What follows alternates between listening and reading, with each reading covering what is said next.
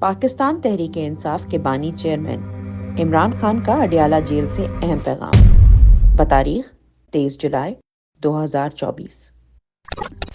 پرسوں میڈیا پر مخصوص ایجنڈے کے تحت بیانیہ بنایا گیا کہ میں نے عوام کو جی ایس کیو جا کر احتجاج پر اکسایا، جبکہ حقیقت یہ ہے کہ تحریک انصاف کی تقریباً 3 دہائی پر محیط تاریخ میں پرتشدد احتجاج کی کوئی مثال نہیں ملتی۔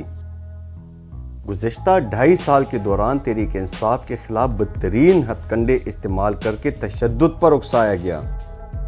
نومبر 2022 میں مجھ پر قاتلانہ حملہ ہوا اور میری مرضی کی ایف آئی آر کاٹنے سے بھی انکار کیا گیا۔ اس کے بعد 2 مرتبہ میری رہائش گاہ پر عسکری ادارے نے حملہ کیا۔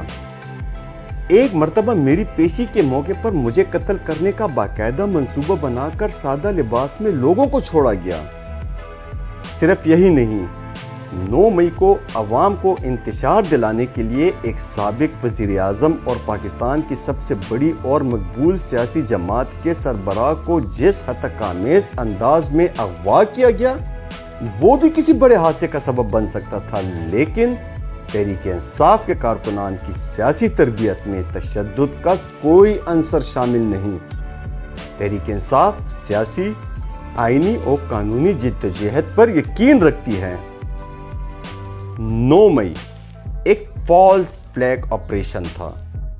جس نے 9 مئی کی سی سی ٹی وی فوٹیج چرائی وہی 9 مئی کے حقیقی ذمہ داران ہیں۔ ان کی عقل کا یہ عالم ہے کہ یہ 9 مئی کو امریکہ کے کیپٹل ہل کے احتجاج سے تشبیہ دیتے ہیں، حالانکہ وہاں باقاعدہ شفاف تفتیش اور سی سی ٹی وی کے باریک بینی سے جائزے کے بعد صرف ملوث افراد کو سزا دی گئی۔ پوری سیاسی پارٹی ریپبلکن کو کچھ نہیں کہا گیا، لیکن یہاں نہ صرف ثبوت مٹانے کی غرض سے فوٹیج غائب کر دی گئی بلکہ پورے پاکستان میں ایکشن لیا گیا ہے۔ پورے پاکستان میں پی ٹی آئی کے مختلف علاقوں کے لوگ جنہوں نے احتجاج میں حصہ نہیں لیا ان کو بھی اٹھایا گیا۔ ان کا کیا قصور تھا؟ یہ بات بھی قابل غور ہے کہ امریکہ میں سابق صدر پر قاتلانہ حملہ ہوا تو سیکرٹ سروس کی چیئرپرسن نے ناکامی کو تسلیم کرتے ہوئے استعفیٰ دیا، جبکہ پاکستان میں جس سابق وزیر اعظم پر قاتلانہ حملہ ہوا سیکرٹ سروس نے اسی وزیر اعظم کو قید کر دیا۔ پوری پاکستانی قوم کو دہشت گرد کہہ کر قوم کو متنفر کیا جا رہا ہے۔ 80 کی دہائی میں جینے والے چند افراد جو اس امر سے یکسر نابلد ہیں کہ سوشل میڈیا کام کیسے کرتا ہے، وہ سوشل ڈیجیٹل دہشت گردی کے لقب بانٹ رہے ہیں۔ پاکستان کی 90% آبادی تحریک انصاف کے ساتھ کھڑی ہے۔ پاکستان کی 90% عوام نے 8 فروری کو تحریک انصاف کے حق میں ووٹ دیا تھا۔ ان سب کو اگر ڈیجیٹل دہشت گرد کہا جائے گا تو فوج اور عوام کے درمیان ایک خلیج پیدا ہوگی، اور یہ نفرت پیدا نہیں ہونی چاہیے۔ جو بھی لوگ یہ کر رہے ہیں ان کو ہوش کے ناخن لینے چاہیے۔ 1981 میں بھی یہی کچھ ہوا تھا۔ 25 مارچ 1971 کو جب ڈھاکہ کے اندر یحییٰ خان نے لوگوں کی بڑی تعداد کے خلاف آپریشن کیا تھا تو اس کے نتائج ملک کے لیے اچھے نہیں نکلے۔ اب بھی اگر پاکستان کی اکثریت آبادی کو دہشت گرد کہا جائے تو اس کے ملک کے لیے خطرناک نتائج نکلیں گے۔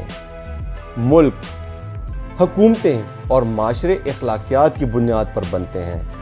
جس معاشرے میں اخلاقیات ختم ہو جائے باقی کچھ نہیں رہتا۔ آج لوگ اگر آپ کو برا بھلا کہہ رہے ہیں تو وہ صرف آئین کی بالادستی کی بات کر رہے ہیں۔ آئین کی بالادستی اور حقیقی آزادی کا مطالبہ کرنا کوئی غداری نہیں ہے۔ یہ جو مضحکہ خیز کیسز بنائے جا رہے ہیں اس کا مطلب یہ ہے کہ ہمارے لوگ بالکل پرامن طریقے سے کام کر رہے تھے، اور جب آپ ان کو پرامن طریقے سے کنٹرول نہیں کر سکے تو پھر آپ نے ان کے خلاف فسطائیت کے حربے استعمال کرنا شروع کر دیے۔ وزیر اعلیٰ علی امین گنڈاپور کو ہدایات دی ہیں کہ وہ اسلام آباد میں جلسے کی قیادت کریں، پوری قوم حقیقی آزادی کے حصول کے لیے اور ملک میں رائج ظالمانہ اور فسطائی نظام کے خلاف اس جلسے میں بھرپور شرکت کی تیاری کریں۔